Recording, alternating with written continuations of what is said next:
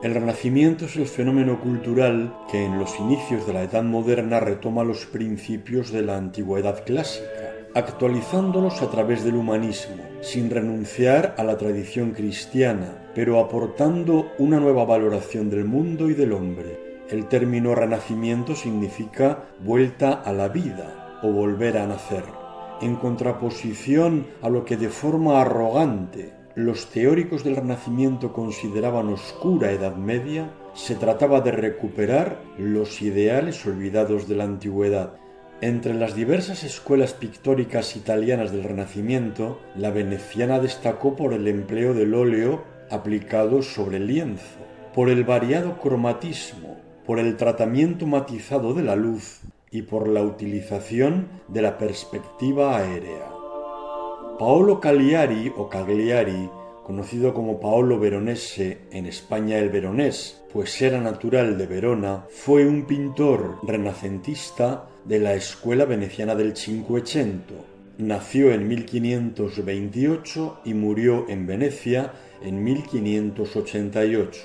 Sus pinturas más relevantes están realizadas en un estilo dramático, magnificente y colorista, precursor del barroco, ambientadas en solemnes escenarios arquitectónicos en los que se desenvuelven numerosos personajes. Su formación pictórica se inició en Verona, en el taller de Antonio Badile, con cuya hija se casó en 1565, como era habitual en la endogamia de la época.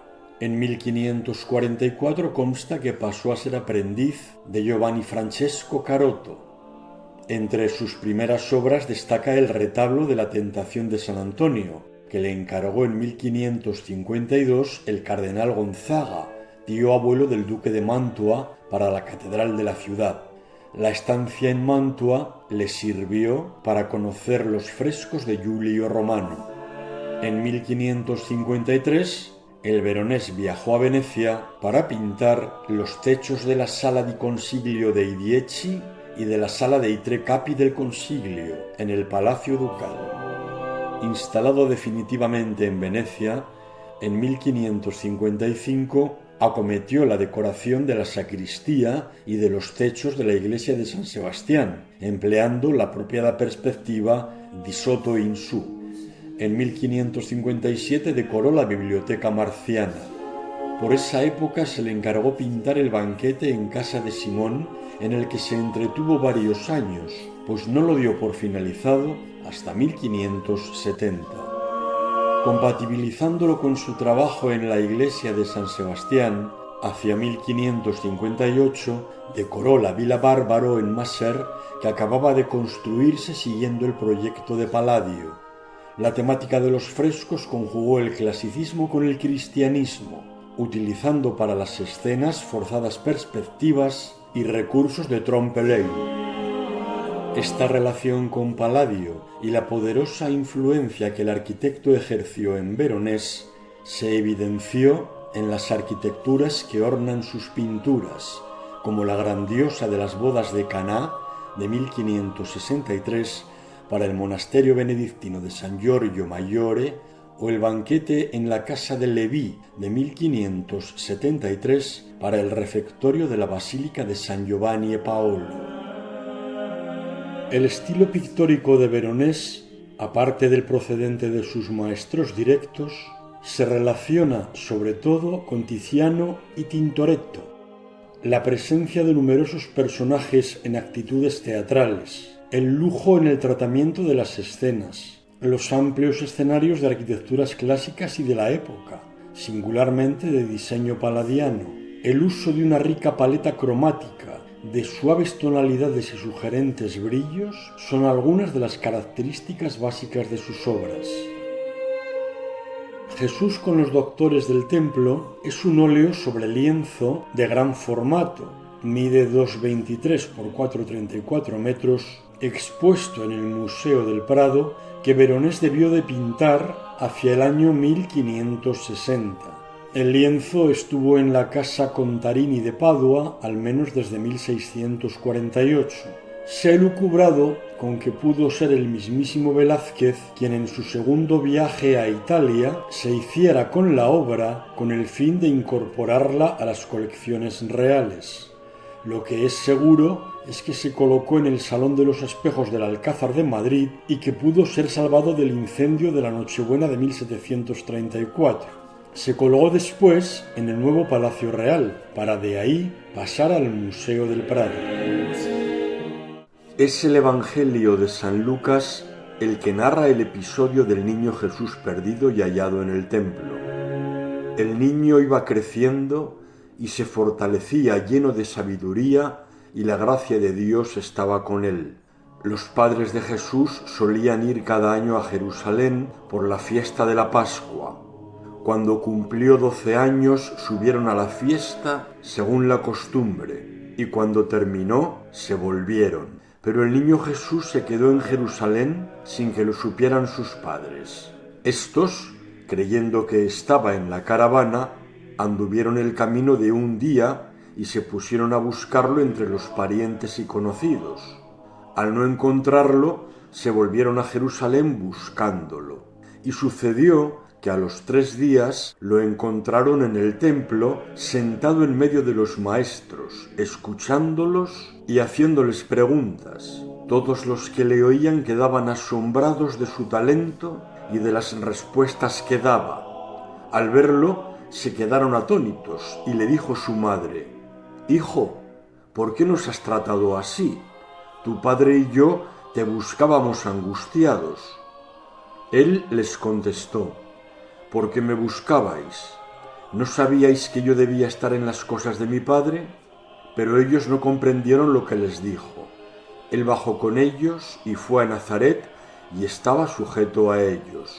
Su madre conservaba todo esto en su corazón y Jesús iba creciendo en sabiduría, en estatura y en gracia ante Dios y los hombres. Entre los apócrifos, el Evangelio de Taciano apenas se aparta del relato canónico.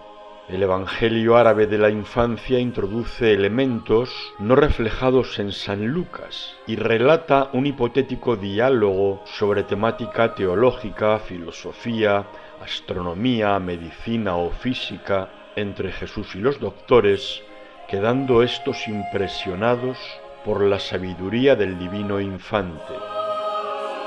El texto de San Lucas evoca algunos aspectos como la normalidad de la vida de la Sagrada Familia, similar a la de cualquier otra, con sus obligaciones y sus peripecias. Junto a esa humana normalidad se nos enseña la excepcionalidad propia de un niño Dios. Con tan solo 12 años ya estaba en medio de los maestros que mostraron su asombro por el talento del infante. En el pasaje se nos muestra también la centralidad del templo, es decir, de la presencia de Dios. Volviendo de la peregrinación al templo, José y María pierden a Jesús y lo encuentran no en cualquier otro lugar de Jerusalén, sino precisamente en el templo. La pérdida y hallazgo del niño Jesús en el templo es un episodio muy evocado en la piedad cristiana. Es el quinto de los misterios gozosos del Santo Rosario. La pintura de Jesús con los doctores del templo de Veronés recuerda a las versiones que del mismo tema realizaron Jacopo Bassano, Paris Bordone y Tintoretto. Todas estas pinturas se habían alejado de las composiciones anteriores del mismo tema, en las que los personajes estaban tratados agrupados en un primer plano con la figura central del joven Jesús. En el óleo de Veronés, el niño Jesús es el personaje preeminente, tanto por el lugar central que ocupa en la escena, como porque ninguno de los personajes está por encima de él. Además, a pesar de ser un muchacho de 12 años, su tamaño es similar al de los adultos. Jesús es representado como un muchacho adolescente, pero con apariencia de ser algo mayor de 12 años, edad que tenía en el momento del suceso. Luce largo pelo rubio Iba vestido con una túnica rosácea y manto azul verdoso. Está sentado en unas gradas en activa y enfática aptitud declamatoria. Con su figura y condición, Veronés está queriendo mostrar la supremacía de la ley de la nueva alianza, la misión mesiánica que ese niño imberbe encarna, con la superada antigua alianza del pueblo de Israel. Las enseñanzas de ese joven son la base, los pilares de la nueva alianza que da como resultado la redención. De hecho, el joven Jesús se recorta delante del fuste de una columna, porque Cristo es la columna, el sustento, el soporte sobre el que se erige la Iglesia. Cristo es además la sabiduría encarnada.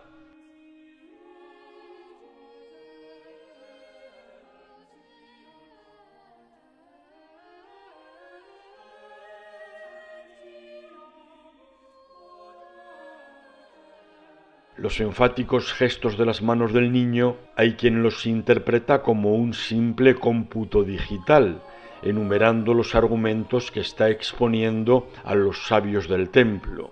Sin embargo, estos gestos pueden explicarse de manera mucho más convincente si tenemos en cuenta otros aspectos. Flexiona en ángulo recto el brazo derecho con el dedo índice de la mano apuntando al cielo, morada eterna de Dios Padre, y adelanta horizontalmente el izquierdo en paralelo con el suelo. Esta posición de los brazos está queriendo indicar la doble condición celestial y temporal de Dios y de hombre verdadero a un tiempo, la elevación hacia el cielo y la fijación en la tierra recuerdan las actitudes platónicas y aristotélicas de la escuela de Atenas de Rafael en la estancia de la Signatura Vaticana. En el primer peldaño del graderío en el que se erige sedente el niño Jesús hay un reloj de arena en clara alusión al tiempo. Es el tiempo consumado del Antiguo Testamento, como la arena consumida del bulbo superior que, a pesar de la estrechez del estrangulamiento por el que cae, terminará vaciándose para llenar el inferior. También alude a que la misión redentora de Cristo tuvo lugar en un momento determinado del tiempo histórico, que no es una fantasía especulativa, sino una realidad histórica. Cerca del reloj de arena, en el mismo peldaño, hay un libro cerrado en cuyas páginas está reflejada la acción divina que aún no ha sido dada a conocer. También puede significar que los misterios de Dios no están al alcance de la limitada comprensión humana. Solo Cristo tiene potestad de revelar tanto los designios salvíficos, mesiánicos de Dios, como los misterios divinos en su conjunto. Solo Cristo puede abrir tal libro. El libro cerrado, aún por abrir, con claras connotaciones apocalípticas, indica la espera. No se ha culminado, ni se ha dado a conocer la obra de Dios para la redención, pero tal obra redentora llegará. Debajo en el suelo hay un perro canela echado, distraído, que es una aportación de un elemento de la vida cotidiana en la escena, pero que también puede tener una interpretación simbólica, al representar la fidelidad a la verdad de la doctrina y la lealtad. Los doctores reaccionan ante la elocuente sabiduría del niño adoptando posturas diversas. En el grupo situado a la izquierda de Cristo hay 9 doctores. En primer plano aparecen 2 sentados en jamugas de madera con la tapicería verde abotonada en dorado, ambos atentos a la disertación de Jesús y sorprendidos por su sabiduría. Del grupo destaca además el que se inclina sobre un libro, intentando cotejar afanoso lo que está escuchando con lo que relata el Antiguo Testamento. Otros doctores cuchichean entre ellos. Sobresaliendo de este grupo situado a la izquierda de Cristo, destaca un doctor de luenga barba blanca que está especialmente atento y lleva el hábito negro de la Orden del Santo Sepulcro con un bastón a modo de peregrino. Se ha otorgado a este hombre en la escena, en función de su protagonismo, y al que además parece estar señalando Cristo con su mano izquierda, la condición de comitente del cuadro. Incluso se ha identificado con Pietro Contarini, un relevante prócer de Venecia. En el centro hay 3 doctores, 2 de los cuales están sentados en el plinto que soporta la columna estriada de primer término, de espaldas al espectador porque están mirando al niño. Uno se lleva la mano al oído para poder escuchar mejor. Otro porta un libro del que separa unas páginas con el brazo derecho, en cuyo canto o borde exterior de las hojas figura la inscripción 1548 en números romanos. En una interpretación lógica y directa podría interpretarse esta fecha como la de ejecución de la pintura. Sin embargo, la crítica mayoritaria supone que no es verosímil que 1548 sea el año en el que Veronés pintó esta magna obra, pues se supone que se inspiró en el tratado del romano Vitruvio para la plasmación de los motivos arquitectónicos, tratado publicado en 1556 por Daniele Barbaro, que el pintor no podía conocer en 1548, y porque este año sería una fecha muy temprana en la evolución del artista como para producir tan joven una obra de tal maestría. Hay quien piensa que 1548 alude al año en el que el supuesto comitente del cuadro realizó una peregrinación a Jerusalén y quiso dejar constancia del año en el que tuvo esa experiencia vital.